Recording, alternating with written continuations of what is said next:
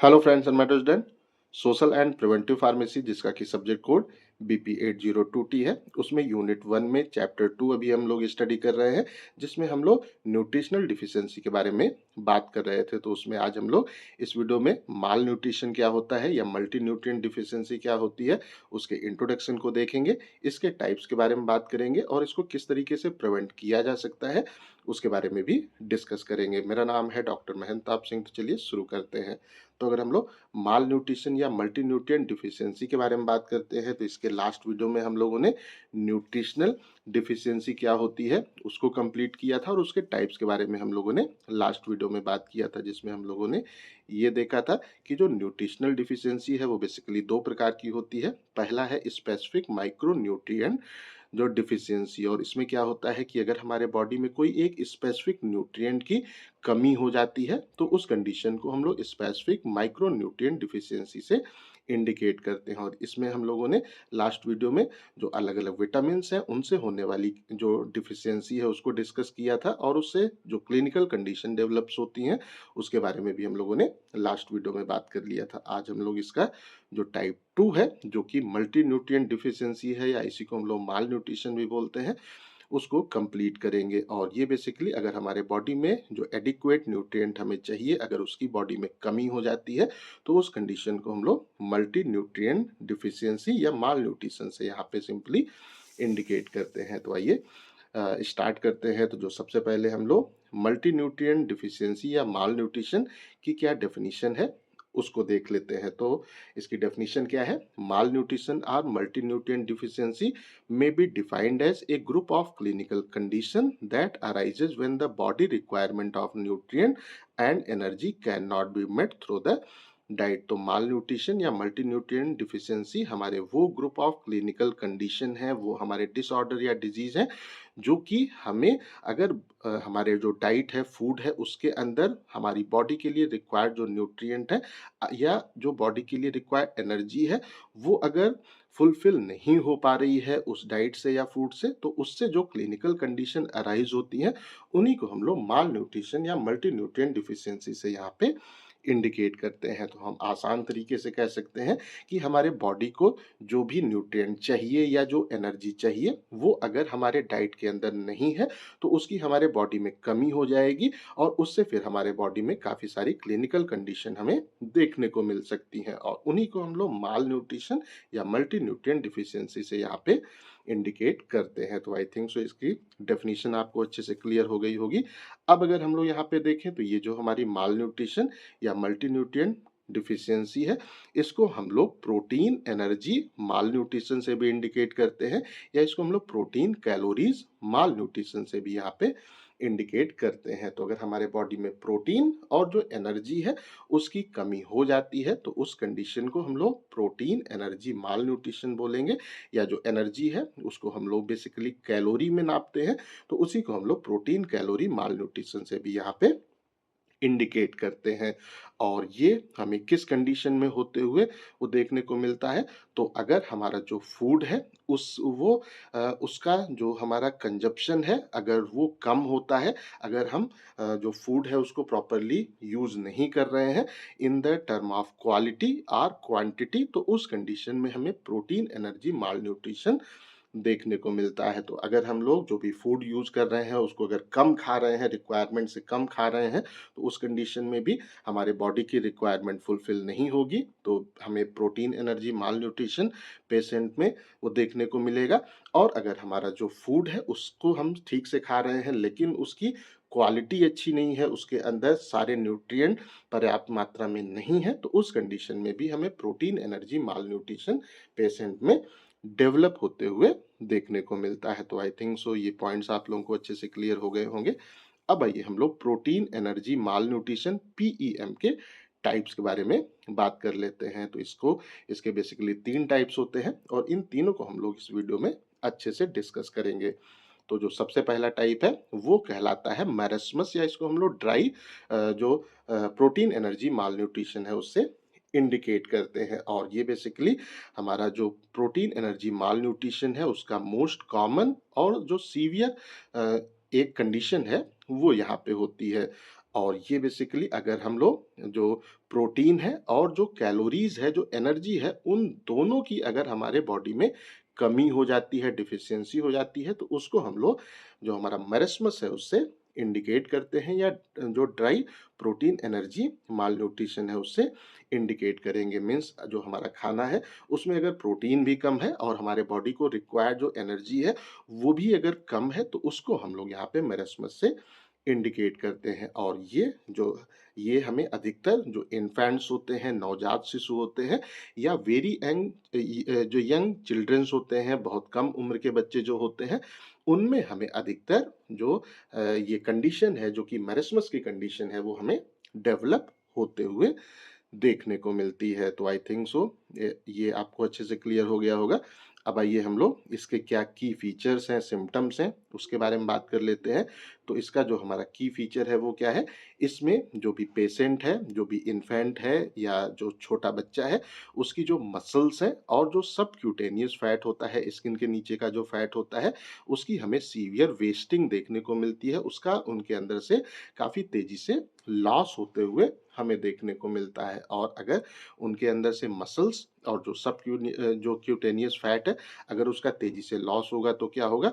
उनकी जो वो एक स्किन और बोन के स्ट्रक्चर के रूप की अपीयरेंस उनकी हमें वो देखने को मिलती है। मतलब हड्डी और स्किन के ढांचे की तरह उनका अपीयरेंस हो जाता है, या ओल्ड मैन फेस की तरह उनका अपीयरेंस हमें होते हुए देखने को मिलता है।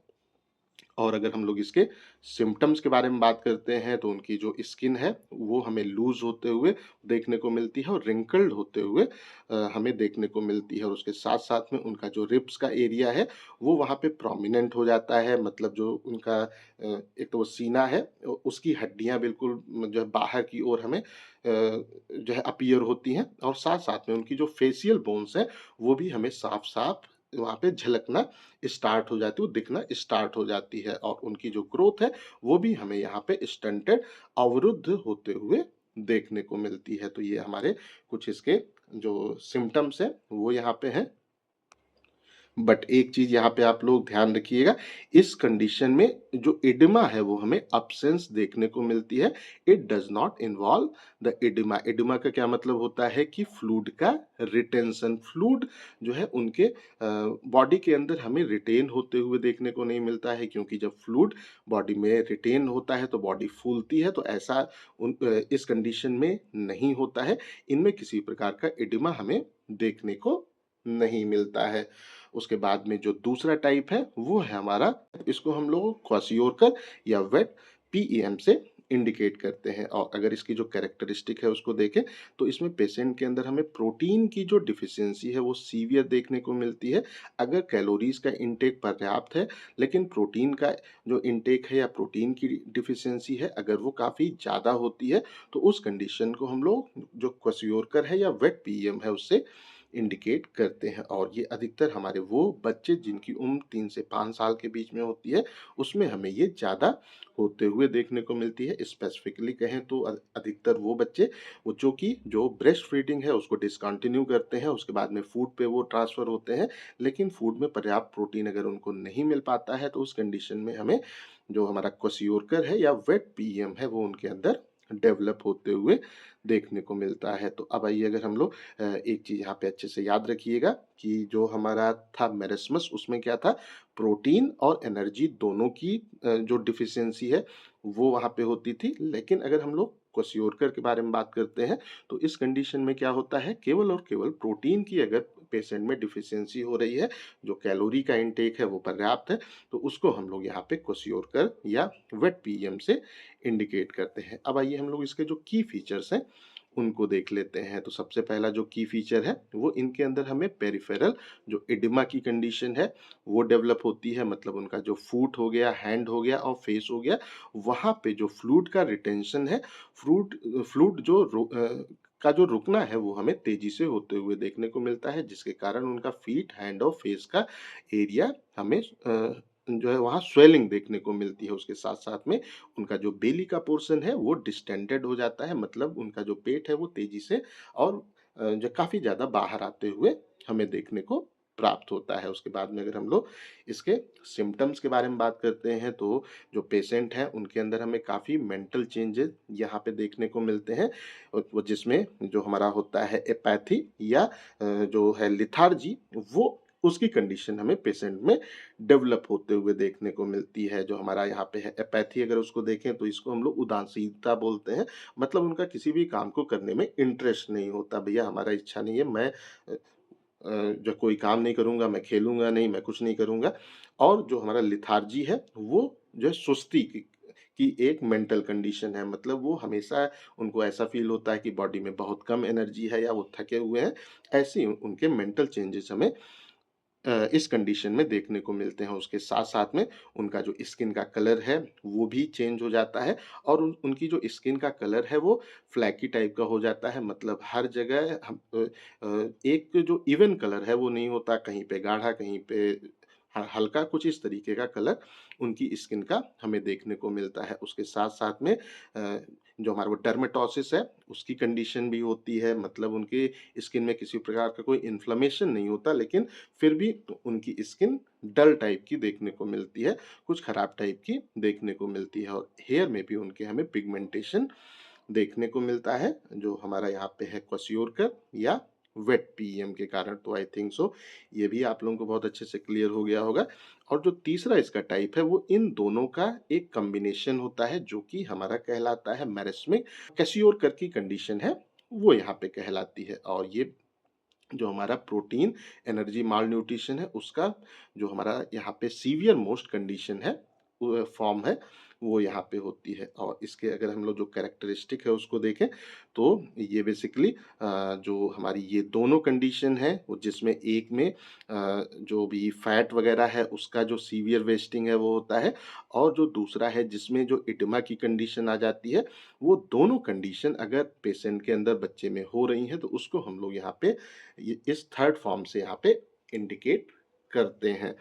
अब आइए अगर हम लोग इसकी जो कैरेक्टरिस्टिक है उसको देखें, तो जो भी पेशेंट होते हैं, जो भी चिल्ड्रन हैं, जिनके अंदर ये कंडीशन डेवलप होती है, उनमें हमें यहाँ पे जो है सिग्निफिकेंटली अंडर वेट देखने को मिलते हैं। मतलब कि उनकी एज के जो बच्चों का एक्सपेक्टेड वेट होना चाहिए, उससे लगभग 60% कम उन बच्चों का वेट हमें वो देखने को मिलता है। और इसमें क्या होता है कि जो उनके अंदर एडिमा होता है, जिसमें उनकी स्किन के नीचे फ्लूइड का जो रिटेंशन है वो होता है, जिसके कारण उनके जो बॉडी के पार्ट हैं वो हमें फूले हुए दिखते हैं, वहाँ स्वेलिंग होती है। उसके कारण जो उनकी जो मसल वेस्टिंग की वहाँ पे सफरिंग है, वो हमें हिडन जो है देखने को मिलती है, वो वहाँ पे छुप जाती है। तो जब भी हम लोगों को इस कंडीशन को डायग्नोज करना होता है, तो हमें प्रॉपरली इस चीज़ को डायग्नोज करना चाहिए कि क्या पेशेंट के अंदर केवल प्रोटीन की डिफिशियंसी है, या उसके अंदर ये दोनों कंडीशन हमें देखने को मिल रही हैं, जिससे कि प्रॉपर उसका ट्रीटमेंट हम प्रोवाइड कर पाएँ। तो आई थिंक सो जो हमारा माल न्यूट्रिशन है, उसका इंट्रोडक्शन और टाइप आप लोगों को बहुत अच्छे से क्लियर हो गया होगा।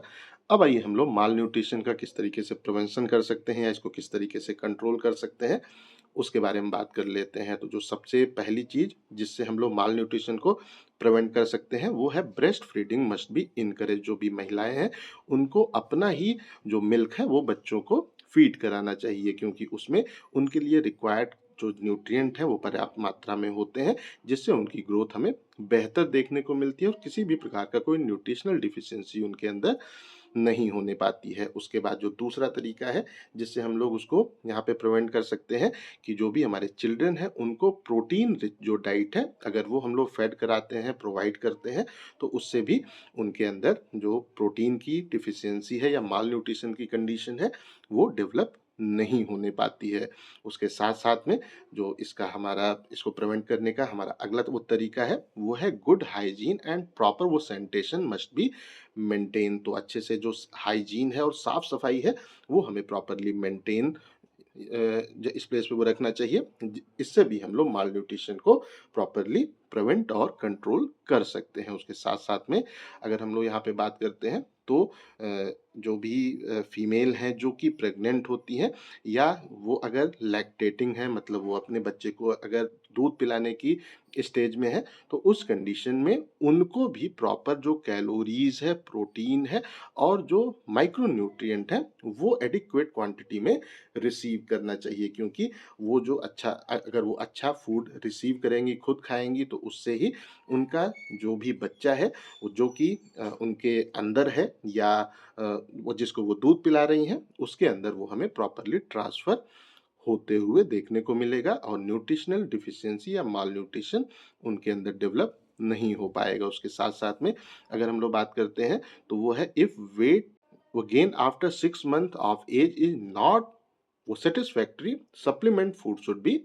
प्रोवाइडेड। तो अगर जो भी हमारा बच्चा है, अगर वो 6 महीने की उम्र के ऊपर हो रहा है और उसके बाद में उसका वेट गेन ठीक नहीं है, वो अगर वेट गेन सही से नहीं हो रहा है, तो उस कंडीशन में हमें उसको जो सप्लीमेंट्री फूड है वो प्रोवाइड करना चाहिए, जिसमें उसकी जो प्रोटीन की रिक्वायरमेंट है और भी चीज़ों की रिक्वायरमेंट है वो प्रॉपरली फुलफिल हो सके, जिससे कि उसका जो वेट गेन की प्रोसेस है वो तेज़ी से वहाँ पे हो सके, किसी प्रकार का कोई न्यूट्रिशनल डिफिशियंसी उसके अंदर ना होने पाए। उसके बाद में अगर हम लोग इस प्लेस पे बात करते हैं, तो जो हेल्थ एजुकेशन हमारे प्रोग्राम्स होते हैं, उसको प्रॉपरली कंडक्ट करना चाहिए। जो भी लोग हैं और स्पेसिफिकली वो लोग जो कि कम एजुकेटेड होते हैं, उनको हेल्थ एजुकेशन जो प्रोग्राम है उससे हमें प्रॉपरली एजुकेट करने की आवश्यकता होती है कि हम लोग किस तरीके से जो न्यूट्रिशनल फूड है कौन-कौन से हैं, उनको कितनी-कितनी क्वांटिटी में कब-कब हमें यूज़ करना चाहिए और उससे हमें क्या फ़ायदे हैं, इन सब के बारे में प्रॉपर एजुकेशन हमें प्रोवाइड करना चाहिए। और अगर जो माल न्यूट्रिशन की कंडीशन है, उसको हमें जल्दी से जल्दी डायग्नोज़ कर लेना चाहिए और उसका ट्रीटमेंट भी हमें जल्दी से जल्दी स्टार्ट कर देना चाहिए। और इसके ट्रीटमेंट को अगर हम लोग देखें, तो जो फ्लूइड हमारा यहाँ पे इलेक्ट्रोलाइट बैलेंस है, उसका जो हमारा करेक्शन है, वो हमें सबसे पहले स्टार्ट वहाँ पे करना चाहिए। उसके बाद में अगर कोई पेशेंट है, क्या उसके अंदर कोई भी जो विटामिन है, उसकी कोई डिफ़िशियंसी तो नहीं है? अगर है, तो उसको हमें प्रॉपरली करेक्ट करने की यहाँ पे आवश्यकता होती है और उसका जो डाइट है, उसके अंदर लगभग 125 से 150 जो कैलोरी की हमारा एनर्जी है, वो वहाँ पे होना चाहिए। उसके साथ-साथ में जो प्रोटीन का इंटेक है, वो 3 से 4 ग्राम प्रोटीन पर केजी जो बॉडी वेट है पर डे के अनुसार हमें उसको प्रोवाइड करना चाहिए। और अगर हम लोग इसको प्रॉपरली जो है जल्दी से डायग्नोज कर लेते हैं और इसका ट्रीटमेंट स्टार्ट कर देते हैं, तो हम आसानी से इन कंडीशन को ओवरकम कर सकते हैं और जो माल न्यूट्रिशन डिफिशियंसी है उससे उससे होने वाले कॉम्प्लिकेशंस को यहाँ पे अवॉइड कर सकते हैं। तो आई थिंक सो ये टॉपिक आप लोगों को अच्छे से क्लियर हो गया होगा। अगर अभी भी कहीं कोई कन्फ्यूज़न है तो कमेंट करके पूछ सकते हैं। इस टॉपिक का पीडीएफ आपको डिस्क्रिप्शन में मिल जाएगा। इस वीडियो को लाइक करें, अपने दोस्तों के साथ शेयर करें और ऐसे ही वीडियोज़ को देखने के लिए हमारे चैनल को सब्सक्राइब करना बिल्कुल भी ना भूलें और हमारे ऐप को भी इंस्टॉल करना बिल्कुल भी ना भूलें। Thank you.